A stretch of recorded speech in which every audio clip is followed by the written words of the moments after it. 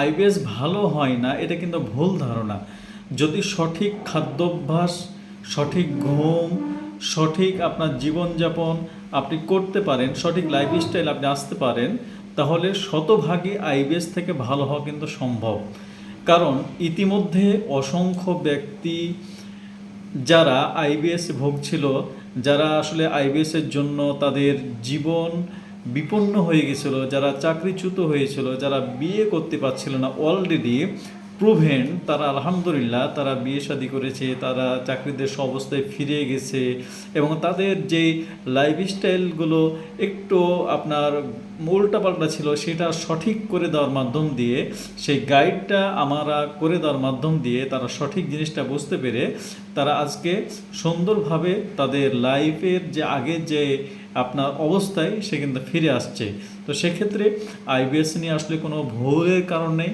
পর্যাপ্ত আপনি যদি ঘুমান, সঠিকভাবে ঘুমান, সঠিকভাবে আপনি ব্যায়াম করেন, সঠিক খাদ্যাভ্যাসটা আপনি মেনটেন করতে পারেন, আপনার জন্য যে খাদ্যাভ্যাসটা প্রয়োজন, যেমন আপনার আইবিএস ডিএ যারা পাতলা নরম আমসা তাদের জন্য এক ধরনের খাদ্যাভ্যাস, যাদের সি কোষ্ঠকাঠিন্য থাকে তাদের জন্য এক ধরনের খাদ্যাভ্যাস, যাদের আইবিএস এম কখনো কষা কখনো নরম তাদের জন্য এক ধরনের খাদ্যাভ্যাস।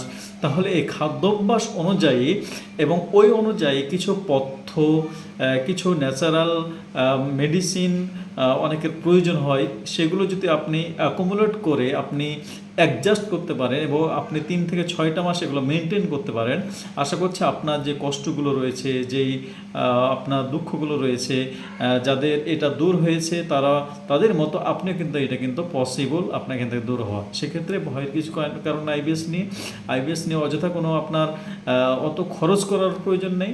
জাস্ট আমাদের ইউটিউব চ্যানেল এবং আমাদের যে ভিডিওগুলো আছে ফেসবুকে, হ্যাঁ, এগুলো একটু নিয়মিত দেখুন আর নিয়মগুলো শুরু করুন।